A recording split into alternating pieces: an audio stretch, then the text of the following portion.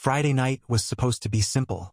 Emily and I were heading to the Ivy, a spot we often visited with our group of friends. I wasn't in the mood to socialize, honestly. Work had been eating at me, and I wanted nothing more than to stay home, crack open a beer, and binge something brainless. But Emily had insisted. "We need to get out more, Jack," she said, already slipping into her sleek black dress and applying her signature red lipstick. Her tone didn't leave room for argument. By the time we arrived, the place was buzzing. Our usual group was there.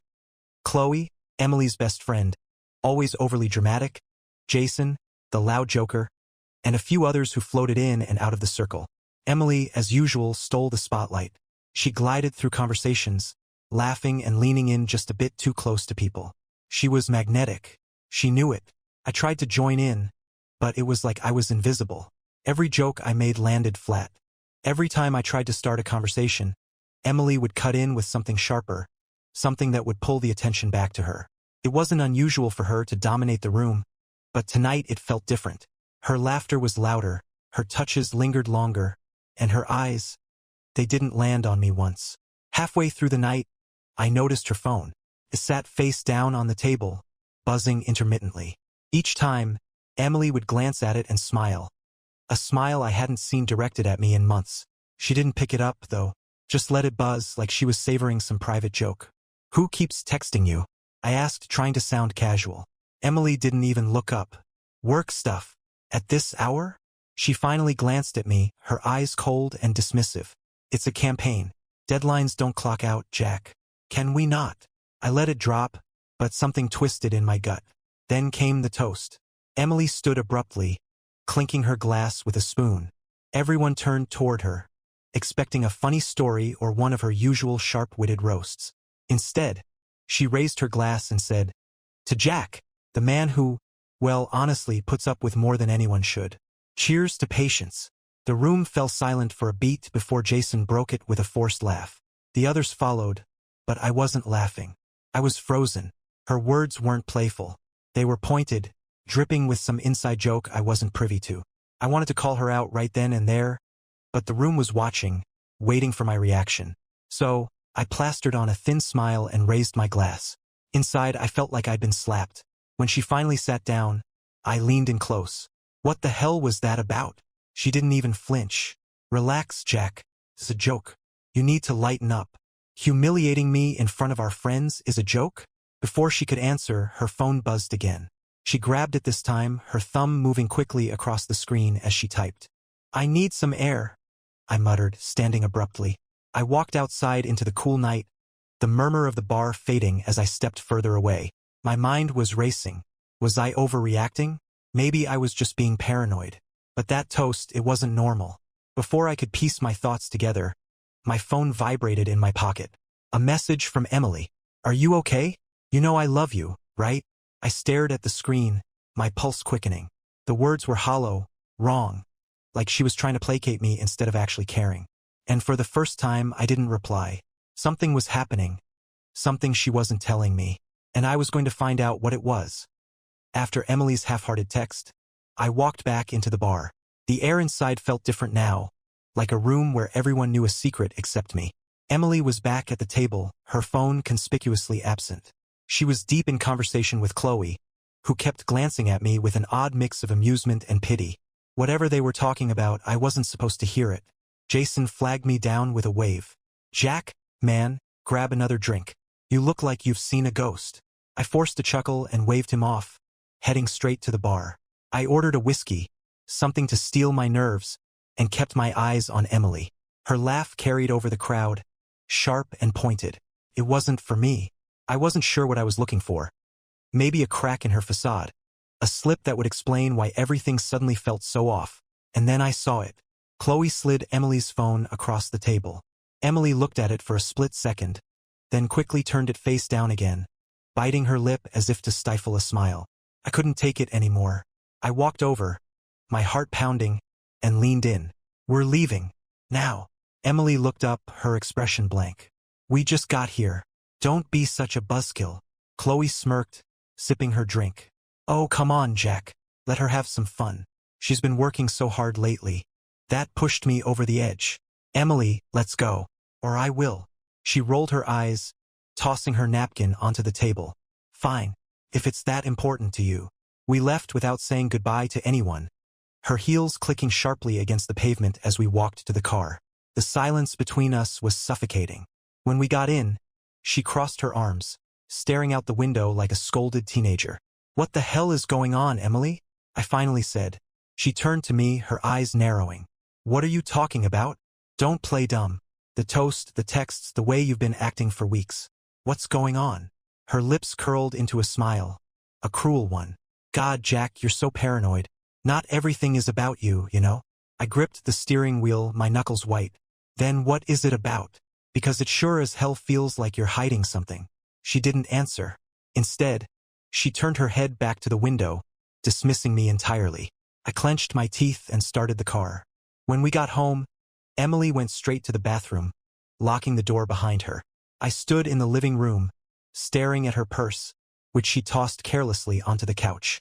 My hands were shaking, my mind racing. I don't know what came over me, but I opened it. Her phone wasn't there, of course. She'd taken it with her, but her work tablet was, and it was unlocked. I hesitated for a moment, my conscience screaming at me to stop. But that little voice, the one that said, "You already know something's wrong, Jack. Just confirm it," was louder. I opened her messages. Nothing. Email? All work-related. I was about to close it when I noticed an app one didn't recognize. Something innocuous looking. A name I'd never seen before. I tapped it and my blood ran cold. The first message I saw was from a number with no name saved. Him. Last night was amazing. Can't stop thinking about you. Emily. Me too. Same time next week. I scrolled up, my hands trembling. The messages were blatant, leaving no room for misinterpretation. Every line was like a dagger, confirming what I had been too afraid to say out loud. And then I heard the bathroom door unlock.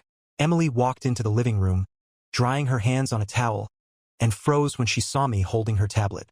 Her eyes darted to the screen. "What the hell are you doing?" she snapped, her voice sharp. I stood up, my chest heaving. What is this, Emily?"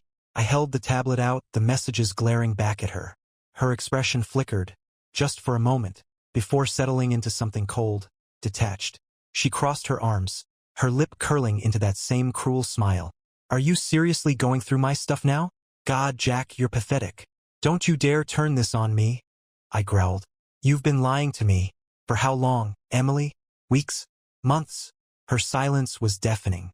Then, she shrugged, her tone icy. "Does it matter?" That was the moment my world shattered. Her words hung in the air like a bomb waiting to explode. "Does it matter?" I stared at Emily, barely able to comprehend what she had just said. My chest felt tight, my hands still gripping the tablet like it was the only thing keeping me upright. "What the hell does that mean, Emily?" "Of course it matters." She rolled her eyes, like this was some minor inconvenience for her. "Jack, you're overreacting. It's not a big deal." I could feel the heat rising in my face. "Not a big deal? You're sneaking around behind my back, messaging some guy about whatever this is, and you think it's not a big deal." Her smile returned, sharp and condescending. "Okay, fine. You want the truth?" "Yes, I've been seeing someone. And honestly, I don't even know why you're so shocked. You've been checked out for months." I took a step back, like her words had physically hit me. "Checked out? Are you serious? I've been working my ass off to keep this house, this life, us together. Meanwhile, you're off, doing this." I held up the tablet, shaking it for emphasis. Emily shrugged again, unbothered. "Well, maybe if you'd paid a little more attention to me, I wouldn't have had to look elsewhere." That was it. Something inside me snapped. I slammed the tablet down on the coffee table, the sound echoing through the room. "Don't you dare try to pin this on me. You made this choice, Emily. You decided to lie, to betray me. That's on you." She didn't flinch, her expression stone cold. "Oh, spare me the self-righteous act, Jack. You're not exactly a saint. You've been so obsessed with your precious job that you didn't even notice I was unhappy. You don't talk to me, you don't make me feel wanted. What did you expect?" I couldn't believe what I was hearing. "Unhappy? You could have talked to me, Emily. Told me how you felt. You didn't have to blow up our marriage because you were feeling neglected." Emily laughed. A bitter, humorless sound. "Talk to you? Please. You don't listen, Jack. You just nod and go back to your emails or whatever else is so important to you. Face it, we've been done for a while. You're just too blind to see it. Her words felt like knives, each one cutting deeper than the last. My legs gave out, and I sank into the armchair, staring at her in disbelief. So that's it? You've just decided it's over, and instead of telling me you sneak around behind my back? Was it worth it? Emily? Was he worth it? For the first time, her confidence wavered. She looked away, her jaw tightening. I don't owe you an explanation. Like hell you don't. I shouted, standing up again. Who is he? Tell me. She hesitated, then let out a long sigh, as if she were bored with the whole conversation. Fine. If you must know, it's Matt. From work. Matt. I knew him. He was one of the marketing guys Emily occasionally mentioned. Someone she'd always described as harmless and kind of a dork. My fists clenched at the thought of him, smug and oblivious, texting my wife while I was busting my ass to keep us afloat. That's who you're risking everything for? Matt? My voice dripped with disbelief. Emily smirked. He listens to me, Jack. He makes me feel appreciated. Something you clearly forgot how to do. Her words were venom and I was choking on it. Appreciated? You think he appreciates you? He's using you, Emily, just like you're using him. And when this all blows up in your face, don't come crawling back to me. For the first time, she looked genuinely angry. You think you're so much better, don't you? Like you're some perfect husband? Newsflash, Jack, you're not. You're boring, predictable, and frankly exhausting. I needed something more. I felt like the floor was crumbling beneath me. This wasn't just betrayal. It was complete annihilation of everything I thought we had. I took a deep breath, trying to steady myself. You're unbelievable. You've destroyed us, Emily. And for what? For someone who's probably already planning his next fling. She shrugged again, that infuriating indifference returning. Maybe he is. Maybe he isn't. At least with him, I feel alive. Alive. That word echoed in my mind, mocking me. Get out, I said, my voice low and cold. Her eyebrows shot up. Excuse me? I said get out, Emily. Go stay with your precious Matt. Go feel alive with him. Just get out of my house. For a moment, she looked like she might argue. Then she grabbed her purse and her keys, her movements deliberate and slow. Fine, I'll go. But don't think for a second this is all on me, Jack. You pushed me to this. I didn't respond. Couldn't. I just watched as she walked out the door, slamming it behind her. The silence that followed was deafening. I sat back down, staring at the tablet on the table, the messages still glaring at me like a wound that refused to heal. And for the first time in years, I felt completely and utterly alone. The house was eerily silent the next morning. Emily's perfume still lingered faintly in the air, a mocking reminder that she had once been here, walking these same floors, sharing this life. Now she was gone, off to wherever Matt was, I assumed. I barely slept. My mind raced all night, replaying every word, every moment from the argument. Her indifference, her cruel smile, the way she walked out as if this was just another petty fight and not the total obliteration of our marriage. It was like she'd been planning her exit for months, and I just caught up. By 7 a.m., I couldn't stand lying in bed any longer. I got up, pulled on an old hoodie, and went to the kitchen.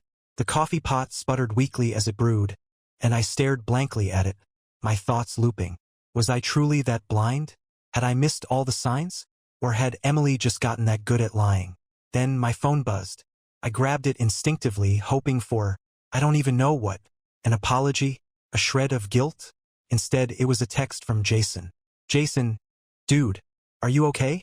Last night was intense. I didn't respond. What could I say?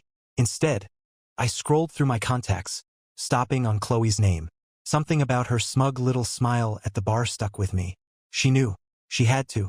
Before I could overthink it, I called. Jack. Chloe answered, her voice groggy. It's early. What's up? You tell me, I said flatly. You seemed pretty cozy with Emily last night. Care to fill me in on what the hell is going on? There was a pause, then a sigh. Jack, I don't want to get involved in this. It's between you and Emily.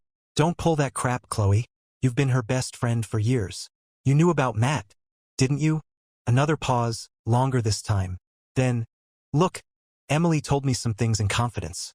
I didn't think it was my place to say anything. So, you just sat there, smiling like the cat who swallowed the canary, while she made a fool out of me. My voice rose despite my efforts to stay calm. Chloe groaned. Jack, don't do this. You've got your side of the story, but Emily, she's been unhappy for a long time. You had to see this coming. The words hit like a punch to the gut. See it coming? What are you even talking about? She felt ignored, Jack, like she didn't matter. You were so wrapped up in your own world that you didn't notice hers falling apart. That's no excuse, I snapped. If she was unhappy, she could have talked to me instead of running off to some sleazeball from work. Maybe she should have, Chloe said, her tone sharper now. But let's not pretend you're blameless here. Relationships take two, Jack. I couldn't take it anymore. You know what? Forget it. Enjoy covering for her. You're just as bad as she is. I hung up before she could respond, my heart pounding. The room felt smaller, suffocating. Chloe's words echoed in my mind, mixing with Emily's from the night before. Was I really the problem? Had I missed something so obvious? But no, this wasn't on me. I didn't betray her. I didn't lie, sneak around, or humiliate her in front of our friends. I wasn't perfect, sure, but I didn't deserve this. The anger started bubbling up again, and I grabbed my phone, scrolling down to Emily's contact. My finger hovered over the call button. Part of me wanted to scream at her, demand answers, force her to confront the mess she'd made. Instead, I texted me, "You're going to come by and get your stuff. Tell me when. I don't want to see you, so make sure I'm not here." Her response came almost immediately. "Emily, I'll figure it out. Don't worry. I don't want to see you either." That one hurt more than I expected. Even now, she couldn't muster an ounce of regret or kindness. I stared at the screen for a long time, the coffee in my mug growing cold. For the first time since all this started, I felt something heavier than anger, heavier than betrayal. I felt grief. Grief for the life we'd built, for the person I thought she was, for the version of me that believed in us, even when the cracks started to show. And as the morning light streamed through the window, I realized this wasn't just the end of my marriage. It was the end of who I'd been for the last 6 years. By midday, the house was quiet, but my mind wasn't. I couldn't sit still. I tried cleaning, scrubbing dishes that were already spotless, folding laundry I didn't even need, but nothing helped. Every corner of this house held some memory of Emily, and each one felt like a knife twisting deeper. The tablet sat on the coffee table like a ghost, its screen dark now, but the messages etched into my brain. "Last night was amazing." Her reply, "Same time next week?" My hands shook just thinking about it. She'd planned to keep this going, like our life together was nothing more than an inconvenient backdrop. I decided to dig. Grabbing the tablet again, I dove into her apps, her messages, her emails. I knew it wouldn't change anything, but I needed answers. I needed to understand how far this went. Her calendar was the first thing that caught my eye. Dates marked with innocuous little notes. Meeting, late dinner, office event. But they didn't line up with the rest of her schedule. These weren't real work events. They were cover-ups. My stomach churned as I realized how much effort she'd put into deceiving me. Then the emails. Most of them were work-related, but a few stood out. One's from Matt. "Matt, looking forward to tonight. Should we take separate cars again?" Emily, "Yeah, can't have Jack getting suspicious. LOL. I nearly threw the tablet across the room. It wasn't just betrayal. It was mockery. She knew exactly what she was doing, and she didn't care. But the worst part? It wasn't just about the affair anymore. It was about how little I mattered to her, how easily she could laugh about the lies she'd woven. As I sat there, staring at the screen, my phone buzzed. Another message from Jason. "Jason, dude, you sure you're okay? We're here if you need anything." Jason, always the loyal friend. He was clueless about the depth of this mess, but I couldn't bring myself to explain it all. Instead, I replied, "Not great, man, but thanks. I'll be fine." I wouldn't be fine, though, not for a while. The rest of the day passed in a blur. At some point, I tried to eat but couldn't stomach it. My thoughts kept circling back to Emily, to the lies, to the cold indifference in her eyes when she left. How could someone who once claimed to love me become this stranger? And then, in the late afternoon, I heard her car pull into the driveway. Panic shot through me. She wasn't supposed to come back today. I hadn't had time to clear out the emotions still roiling inside me. The front door opened, and there she was, standing in the hallway like nothing had happened. "I'm here for my stuff," she said, her tone flat. I crossed my arms, staying rooted in place.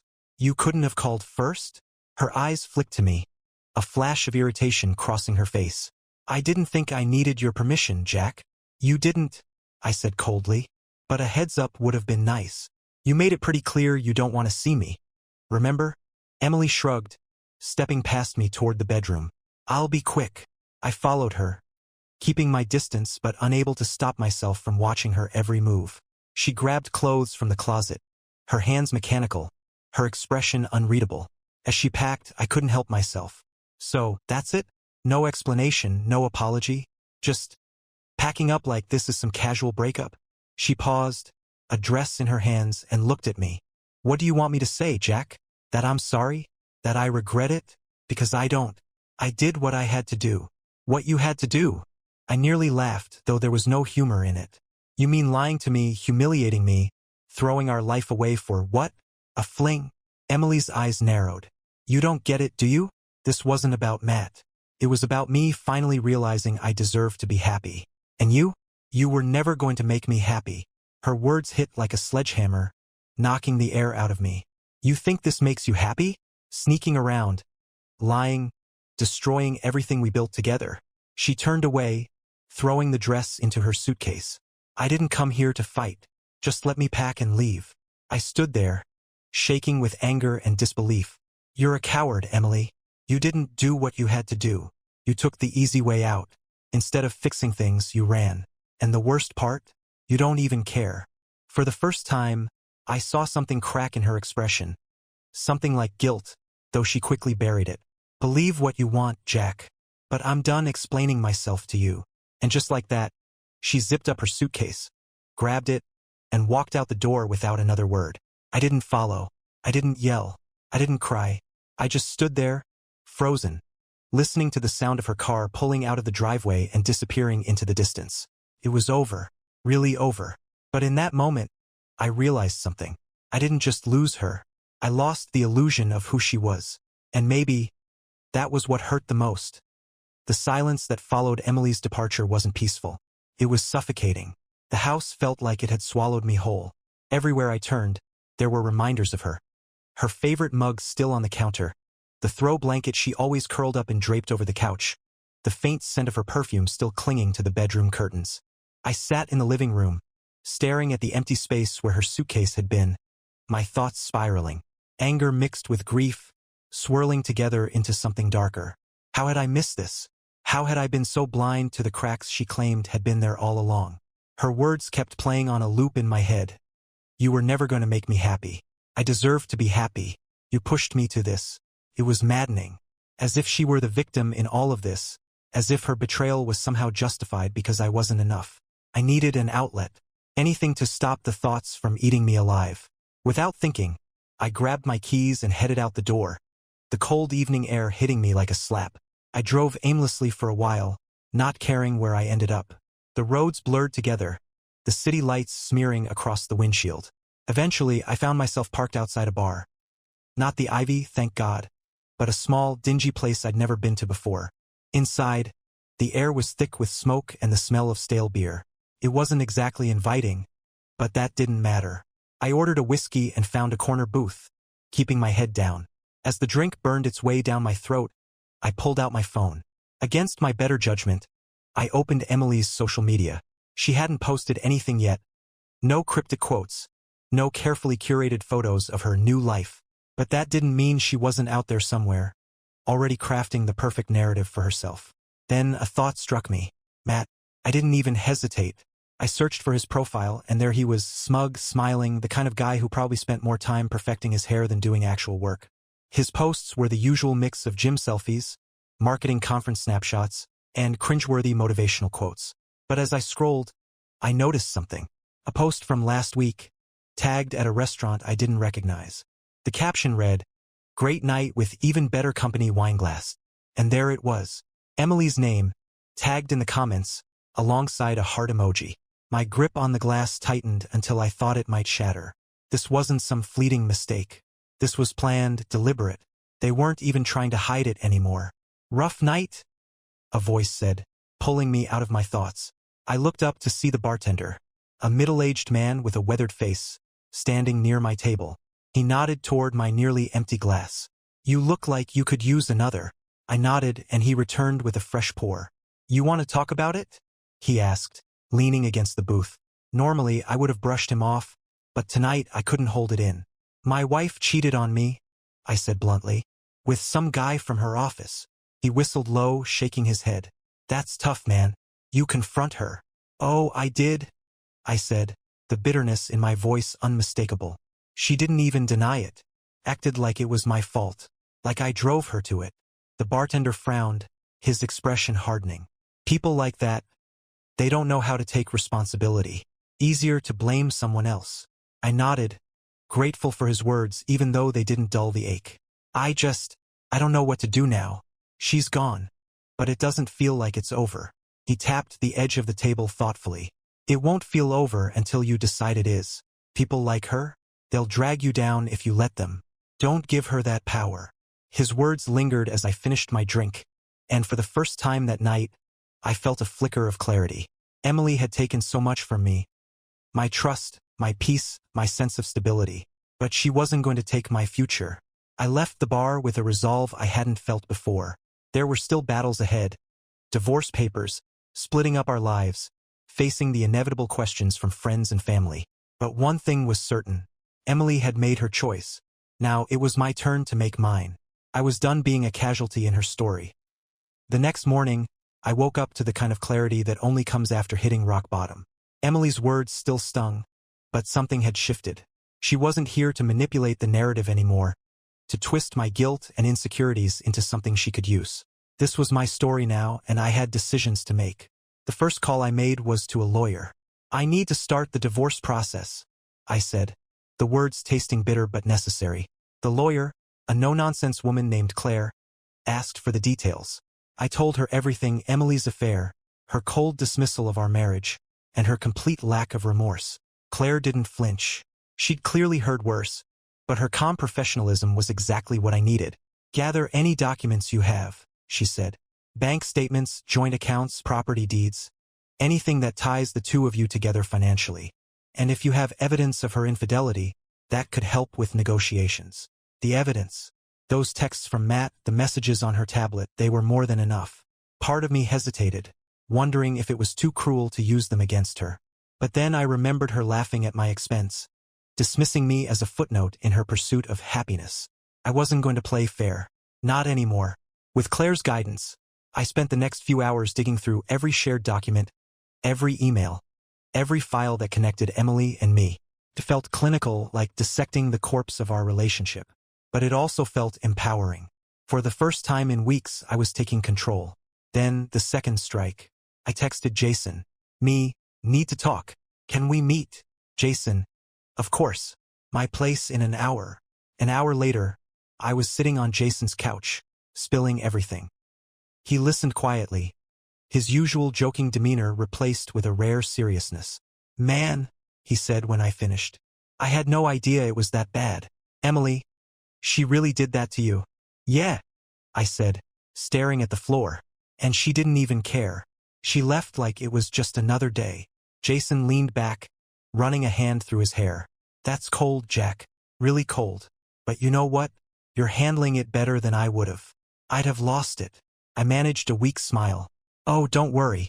I've had my moments. Jason hesitated, then said, You know Chloe's been acting weird too, right? Like, I don't know if she's in on this whole thing with Emily, but something's off. My stomach turned. Chloe, Emily's best friend, her confidant, the one who had smirked at me the night of the bar. She knew more than she let on. I was sure of it. Do you think she knew? I asked. Jason nodded slowly. If she didn't, I'd be shocked. Chloe and Emily are thick as thieves. If Emily was sneaking around, Chloe was probably covering for her. That settled it. Chloe was next on my list. The confrontation later that afternoon, I called Chloe. She answered on the second ring, her voice overly bright, like she'd been expecting me. Well, if it isn't Jack. How's life in the drama zone? Cut the crap, Chloe, I said, my voice sharp. We need to talk. In person. She hesitated, her playful tone faltering. Sure. What's this about? You know exactly what it's about. There was silence on the other end. Then a sigh. Fine. Meet me at the coffee shop on 5th. When I arrived, Chloe was already there, sipping an iced latte and scrolling through her phone like she didn't have a care in the world. She glanced up as I approached, her expression guarded. "So," she said, setting her drink down, "what's on your mind?" "You knew," I said, sitting across from her. "You knew about Emily and Matt, didn't you?" Chloe didn't flinch. She leaned back in her chair, crossing her arms. "What if I did? What difference does it make now?" My fists clenched under the table. "It makes a difference because you helped her. You lied for her. You let her humiliate me, and you didn't say a damn thing." Chloe sighed, rolling her eyes. "Jack, you're blowing this out of proportion. Emily was miserable. She needed an escape. I didn't agree with how she handled it, but it wasn't my place to intervene." "Not your place," I said, my voice rising. "You sat there, laughing with her while she lied to my face. How is that not your place?" Chloe leaned forward, her tone turning icy. "Look, Jack, I get it. You're hurt, but maybe you should be asking yourself why Emily felt like she couldn't be honest with you in the first place. Relationships don't just fall apart for no reason. That was the last straw." I stood up, glaring down at her. "You can defend her all you want, Chloe, but when this is all over and she moves on to the next escape, don't come crawling back with excuses. You chose your side." Without waiting for a response, I turned and walked out of the coffee shop, the sound of my footsteps echoing in my ears. As I stepped into the cold air, I realized I didn't just lose Emily. I'd lost Chloe too, or maybe I never really had her. But I didn't care. The pieces were falling into place now, and I wasn't going to let anyone else rewrite the story of what happened. The days after my confrontation with Chloe were a whirlwind of emotions. Anger and betrayal still coursed through me, but now they were joined by something heavier: determination. This wasn't just about surviving Emily's betrayal anymore. This was about reclaiming my life piece by piece. I threw myself into the divorce preparations. Claire worked quickly, filing the necessary paperwork and advising me on every move. The process was grueling, like unraveling a tapestry I'd spent years weaving. Every account closed, every asset divided, every memory cataloged. It all felt like dismantling the life I thought I had. But the hardest part was the silence. Emily didn't call, didn't text. It was as if she'd erased me from her life overnight. And maybe that's what stung the most. How easily she walked away, leaving behind nothing but chaos and unanswered questions. Then, one evening, I got a call from an unknown number. "Hello," I answered, my voice cautious. "Jack." It was Emily. I gripped the phone tightly, my chest tightening. "What do you want?" Her voice was calm, almost detached. "Claire sent me the divorce papers.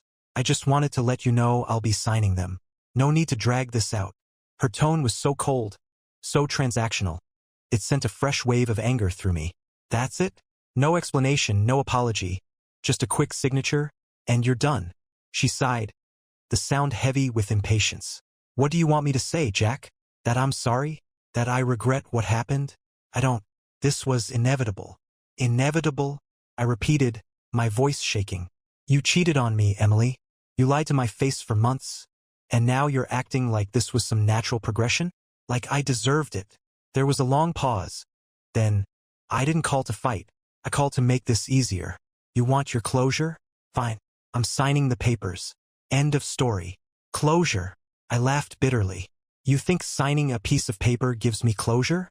You think it erases everything you've done?" Her voice hardened. "You're the one who wanted this over with. Now it is. Stop dragging it out, Jack. It's pathetic." And then she hung up. I stood there, the silence of the call cutting deeper than her words. This wasn't just indifference, it was cruelty. She wanted me to feel small, powerless. And for a moment I did. But only for a moment. A revelation after the call. I paced the house, her words echoing in my mind. Something wasn't adding up. If Emily was so eager to move on, why call at all? Why not just sign the papers and be done with it? And then it hit me. She wasn't in control anymore, and she hated it. Signing those papers wasn't just an end to our marriage. It was the end of her control over me. That realization gave me strength. I sat down with Claire the next day and went over every detail of the divorce settlement. "Don't let her walk away unscathed," I said, my voice firm. "She doesn't get to destroy my life and keep everything intact." Claire nodded, her expression serious. "We'll make sure this is fair, Jack. But be prepared. If she's as cold as you say, she'll fight back. And fight back she did. Emily contested almost every part of the settlement, from the house to the smallest shared assets. Her emails to Claire were laced with venom, accusing me of being spiteful and petty, but I didn't cave. Not this time. The breaking point: a week later, I got another call. This time from Chloe. "I just thought you should know," she said, her voice dripping with fake concern. "Emily's been telling people you're trying to ruin her life. She's saying you're dragging out the divorce to punish her." I laughed. A sharp, humorless sound. Of course she is. That's her MO, isn't it? Play the victim. Make everyone else the bad guy. Chloe hesitated, then said, "Look, Jack, I know you're angry. You don't know anything," I snapped. "You're just as complicit in this as she is. So don't call me pretending to care." I hung up before she could respond. That night, something inside me shifted. I wasn't going to let Emily or her allies paint me as the villain. I wasn't going to let them rewrite the story of my life. I opened my laptop, pulled up every piece of evidence I had. Texts, emails, photos, and compiled them into a neat folder. It wasn't for revenge. It wasn't to hurt her. It was to protect myself, to make sure the truth was on my side if she tried to twist it any further. And when I was done, I sat back and took a deep breath. The anger was still there, the pain too. But for the first time, I felt a sense of control. Emily could try to rewrite the narrative, but I wasn't going to let her. This wasn't the ending she wanted. But it was the one she earned. 2 weeks later, the divorce negotiations reached a boiling point. Emily, true to form, wasn't just fighting to keep what she thought she was entitled to. She was fighting to keep control of the narrative. Her lawyer sent over an email claiming I was vindictive and unreasonable, accusing me of dragging out the process to make her life miserable. I forwarded it to Claire with a simple note. Me. Use everything we've got. Claire didn't hesitate. The next day, she submitted the evidence.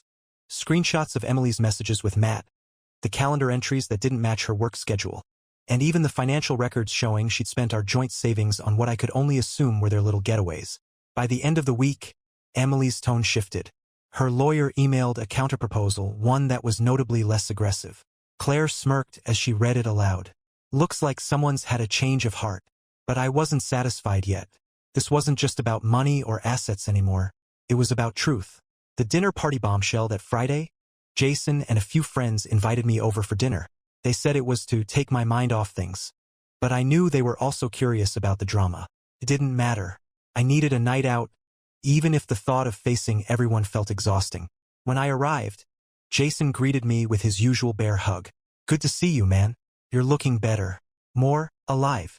"Thanks," I said, managing a small smile. Surviving one day at a time. As the night went on, the wine flowed, and the conversation inevitably turned to Emily. It was Jason who brought it up first, lowering his voice like he was sharing a dirty secret.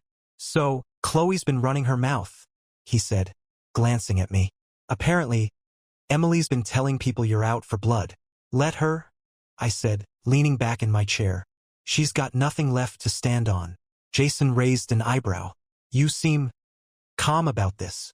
"I've got receipts," I said simply, earning a few chuckles from the group. But the real surprise came when another friend, Lisa, chimed in. "You know, I ran into Matt the other day," she said, her tone casual but her eyes sharp. The room went silent. "He didn't look too happy," Lisa continued, swirling her wine. "Said things with Emily weren't exactly working out." I sat up straighter. "What do you mean?" Lisa shrugged. "He didn't say much, just that it's complicated. But he definitely didn't seem like a man in love." The thought sent a surge of satisfaction through me. It was almost poetic. Emily had thrown everything away for Matt, and now even that was crumbling. But the real kicker came when Jason pulled out his phone. "Speaking of receipts," he said, scrolling through his messages. "Check this out." He handed me his phone, and my jaw tightened as I read the screen. It was a screenshot of a message Chloe had sent him earlier that day. "Chloe, Emily's freaking out. Jack's got her backed into a corner. She thinks he's going to ruin her reputation." Jason smirked. "Looks like she's sweating." I handed the phone back, a strange mix of satisfaction and sadness washing over me. Emily was unraveling, and part of me wanted to revel in it. But another part, the part that still remembered the good years, the laughter, the love, felt hollow. The final encounter a few days later, I got a call from Emily. I almost didn't answer, but curiosity got the better of me. "What do you want?" I said, my tone colder than I intended.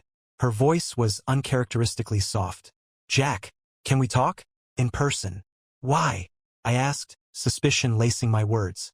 "Because," she said, hesitating, "I owe you an apology." I didn't trust her, but I agreed. We met at a neutral spot, a park we used to go to when things were good. She looked different, more subdued. The confidence, the sharpness, it was all gone. "I've been thinking," she started, her eyes fixed on the ground, "about everything. And I was wrong. About you. About us." I folded my arms, not making it easy for her. "Took you long enough." She flinched but continued. "I don't expect you to forgive me. I needed to say I'm sorry. For the lies, for the way I treated you, for everything." For a moment, I didn't know what to say. This was the apology I'd been waiting for, but now that it was here, it felt empty. "I appreciate the apology," I said finally, "but it doesn't change anything. You made your choices, Emily, and now we both have to live with them." She nodded, tears welling in her eyes. "I know. I just don't," I said, cutting her off. "You don't get to rewrite this. Not now." She looked at me, her expression crumbling, and for the first time, I saw genuine regret. But it didn't matter anymore. I turned and walked away, leaving her standing there in the park, a ghost of the woman I once loved. As I drove home, a strange sense of peace settled over me. Emily had burned our life to the ground, but from the ashes, I was starting to rebuild. And this time, I was building something stronger. Something just for me. The finalization of the divorce came quietly. No dramatic courtroom battles, no fiery exchanges. Just a few signatures, a few emails exchanged between lawyers, and the official confirmation that Emily and I were no longer bound by marriage. When I got the email from Claire that everything was done, I stared at the screen for a long moment. The words felt surreal. Something I had fought so hard to save was now just over. But instead of grief, I felt relief.